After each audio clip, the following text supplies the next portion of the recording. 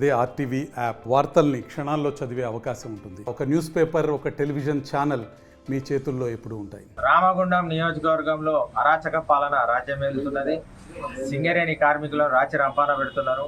మరి రోడ్డు వెడల్పు అనే కుట్రతోటి రోడ్డుకు రెండు వైపులా తీయకుండా ఒకవైపే తీస్తూ దాదాపు 82 కోటర్లను తీయాలనే దుస్సాహసానికి పూనుకున్నారు. మరి సహజ న్యాయ సూత్రాలు రోడ్డుకు రెండు వైపులా తీయాలి. ఒకవైపు తీయాలంటే మరి 20 ఫీట్లు, 30 ఫీట్లు, 40 ఫీట్లు దాకా ఒక వరుస కోటర్ తీస్తే సరిపోతుంది. కానీ 3 కోటర్లు తీయడం అనేది ల్యాండ్ గ్రాబింగ్ చేసి షాపింగ్ కాంప్లెక్స్ నిర్మించడం, ప్రజల జీవితాలను ఇండను కూల్చి షాపింగ్ కాంప్లెక్స్ నిర్మించడం అవివేకమైన చర్య. మరి దీనికి ఏ అనుమతి లేదు. మరి భారత రాజ్యాంగ వ్యవస్థలో మనం చట్ట ప్రకారం ఉండాల్సిన వాళ్ళము. మరి సిడిఎంఏ అనుమతి లేదు, కౌన్సిల్ అనుమతి లేదు, స్టాండింగ్ కౌన్సిల్ అనుమతి లేదు, సింగరేణి డైరెక్టర్స్ అనుమతి లేదు, ఏ కాగితం లేదు. కానీ ఏకపక్షంగా ఏదో నిరంకుశ రాజరిక వ్యవస్థ పోకడలో ఇక్కడ ఎమ్మెల్యే వివరిస్తున్నాడు. మరి కార్మికులందరూ భయాందోళనలో ఉన్నారు.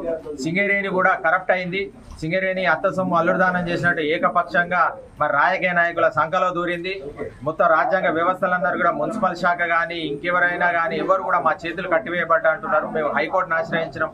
కానీ ఇక్కడ ప్రధాన ప్రతిపక్షంగా మరి టీఆర్ఎస్ పార్టీ నాయకులను గౌరవ కేటీఆర్ గారిని కలిసి మా గొంతును అసెంబ్లీలో వినిపించాలని చెప్పేసి ఇక్కడ జరుగుతున్న దుశ్చర్యలను తెలంగాణ రాష్ట్రం మొత్తం అసెంబ్లీ ద్వారా వినిపించాలని చెప్పేసి వారికి వినతి పత్రం ఇవ్వడం జరిగింది.